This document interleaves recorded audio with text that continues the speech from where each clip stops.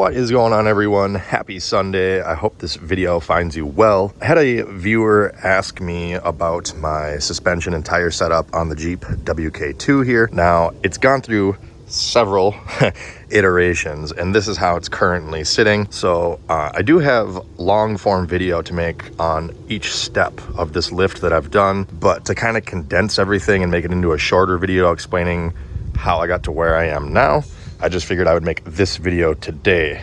So this is a 2021 Jeep WK2 Grand Cherokee, late 2021. Currently, the rear is basically stock, and then the front has 5/16 strut spacers in it, which give you more like a ½ inch worth of lift.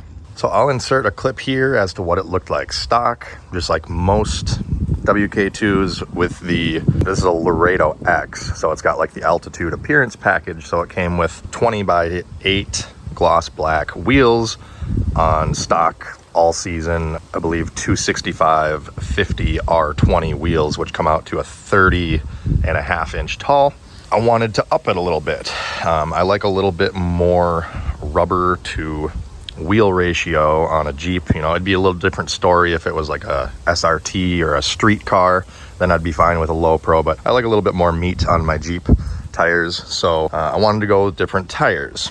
And the front end of these things notoriously sit down really low. I wanted to lift it up just a little bit. However, I have OCD, and I do occasionally tow and haul some things with this Jeep, and I cannot stand the dog dragging its butt across the carpet look when I'm towing. So from the factory, these have, I believe, like 1.5 inch rake. So the rear sits 1.5 inch higher than the front from the factory.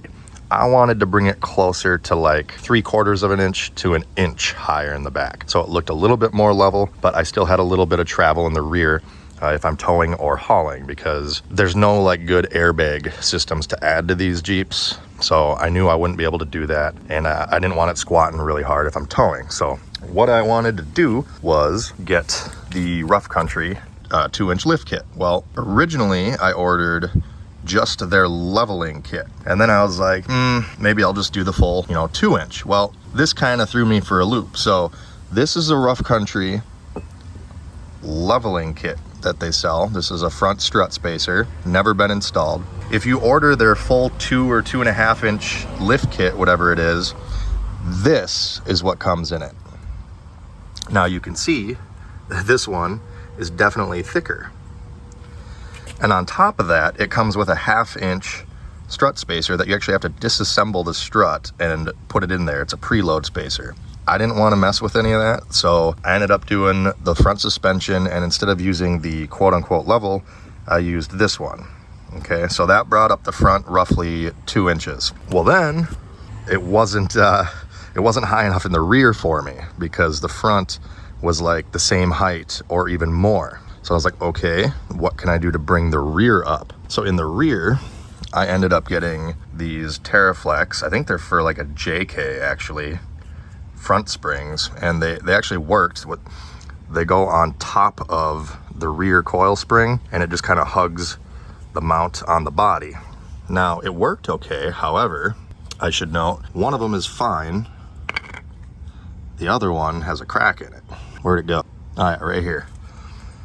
See that? So when I took these out, I did see that it was split right there. So obviously there is a little bit of tension in here. It doesn't perfectly cup the WK2 mount.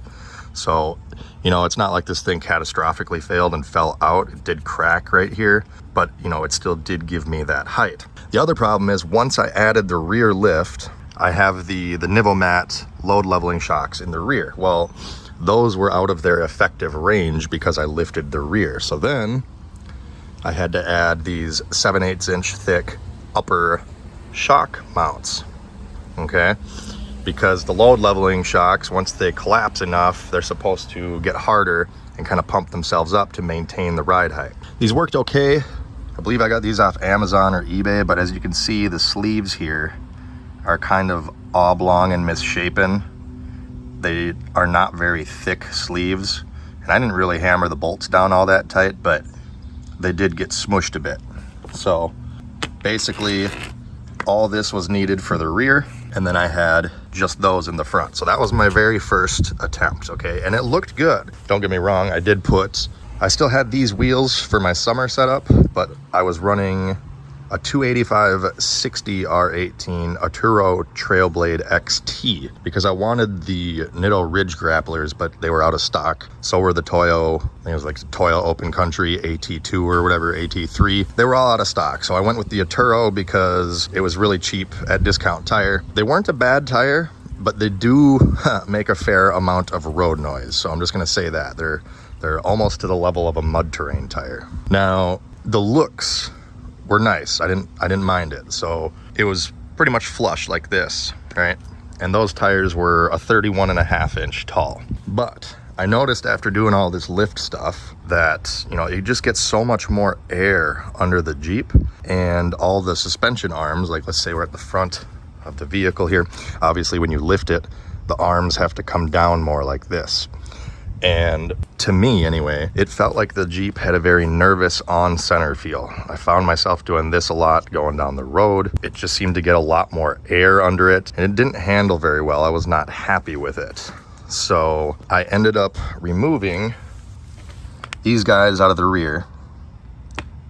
And so the rear is now completely stock with one exception. So like I said, OCD.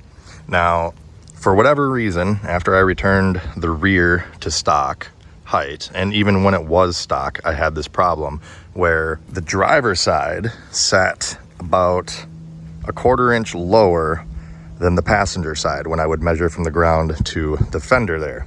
And of course that bothers me because once my heavy ass gets into the driver's seat, it's gonna come down even more. So what I've done to kind of combat that is I've got a road box with like tow straps and a hitch and stuff.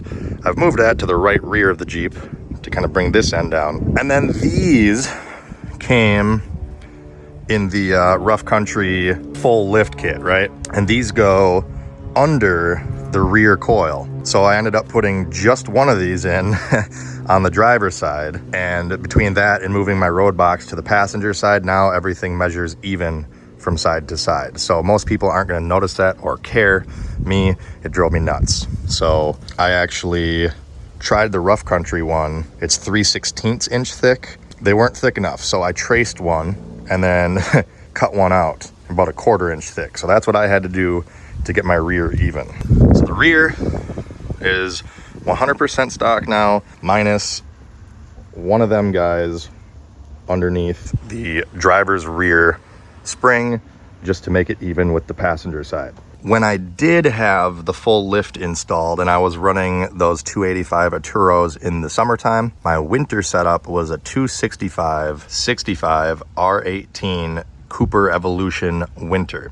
I don't think they even make those anymore, but those came out to be like a 31.5, 31.6, same height as my summer setup, so it worked fine. And I actually went out and got a real skinny, tall tire to mount on a steel wheel, so I had a spare tire that was the same diameter, because this is all-time all-wheel drive, and they all got to be the same size.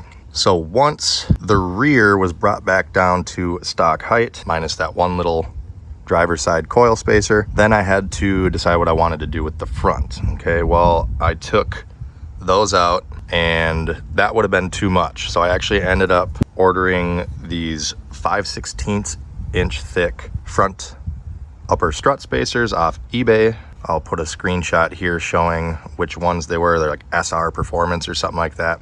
They're 5/16 inch thick, but they give you a 1/2 inch worth of lift just because of the geometry of the suspension. So those are sitting on top of the factory struts in the front. And as you can tell, the finished product, it does look a lot better than stock in the front, but I still sit slightly higher in the rear for when if I got passengers or I'm towing something or hauling something. However, lowering it down to this ride height, I did have to change tire sizes again. So still running the same wheels I always have been in the summer, the 18x8 Black Rhino.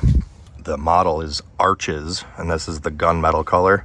I believe they also sell it in a bronze with a black ring around it, and then I think they sell it in like a satin black as well. I was gonna go with the bronze, but I wasn't sure how I personally would like that on mine, since there's really not any other gold on it. So I just kind of went with the gunmetal to match the gray a little bit.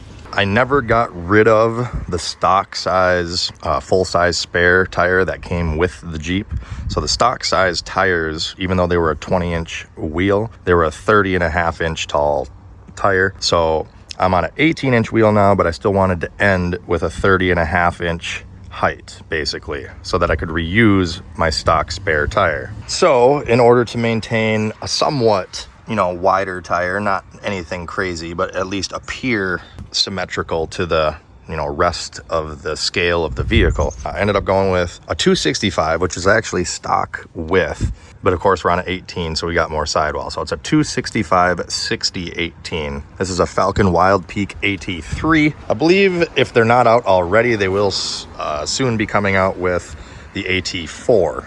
Again, I thought it looked killer. I just was not happy with how it handled it. I was wandering all over the road. Another thing to note, when I had the full lift in it and the atturo tires, the bigger tires, I'm 6'1", mostly leg, and it was at the point where I was contemplating getting side steps because I wasn't tall enough. I had to either jump into the Jeep or do the old butt slide out, which I didn't like. And of course the girlfriend and my mom are both like 5 foot, 5'3", so they had a hard time getting in it. And I really don't like how these look with side steps. If I was to go with any, I would go with the OEM ones because they hug the body the most, but I was really trying to avoid that. So coming back down with a stock height tire did help that. It's still not super easy. I might get a little bit of a butt slide still, but it is better. Now, before I got the Falcons here, I actually wanted the Nitto Ridge grapplers because I think they look good. However, they were one of the more expensive tires in the segment, and they don't have a tread warranty. So then I was kind of looking at the Toyo AT2 again. I was set to buy those, and then when I got their discount tire, basically talked me into getting these, saying that they're a better tire. Well, I have no complaints with them so far. So I can't say they steered me wrong, but I also can't say how the Toyos would have handled. But I'm happy with these. They're far quieter than the Atturos that I had, and they seem to handle pretty dang well in dry weather and wet weather. I don't run these in the snow. Like I said, I have a winter set that I use, so I can't speak on that, but they are got the 3-peak mountain snowflake there, which means they are rated for winter. They're not as good as a dedicated winter tire, but they're still better than your typical all-terrain. This setup with a new alignment does handle noticeably better than the old lift setup. However, I will say, and then this could be just me, but all these vehicles with electronic power steering, I feel like there's not a lot of feedback to them as with older vehicles. So it's kind of harder to get a feel of the road. Plus the hood on these Jeeps is rather short per se. You don't have a lot of visible hood in front of you, so it's kind of hard to aim the Jeep going down the road. So it's kind of easy to get a little bit of tunnel vision and still do a little bit of wandering. Now, I do still plan on adding a Hellwig heavy-duty sway bar to the rear to hopefully help that a little bit, but it is better. I'll give you kind of a final walk around here showing you the stance. Like I said, the front, pretty well flush, just like I wanted it. I didn't want it sticking out too far because then you're gonna rub. I did not want to mess with trimming this or doing the pinch weld mod. That just spells a disaster for rust here in Minnesota with all the road salt we get in the winter time. I did not want to mess with any of that, so this is perfect for me. And then in the rear, because the rear fenders bulge out a little bit more, I added these aluminum billets. I think they're Bear brand, B-A-E-R, just 1/4-inch spacers in the rear to make the rears stick out a little bit more. And so this is how those are sitting. Like I said, pretty much perfectly flush, just like I wanted it. So that's how we're sitting now. Like I mentioned earlier, I loved the look of when it was jacked up a little higher with those Atturos, but the handling was just no.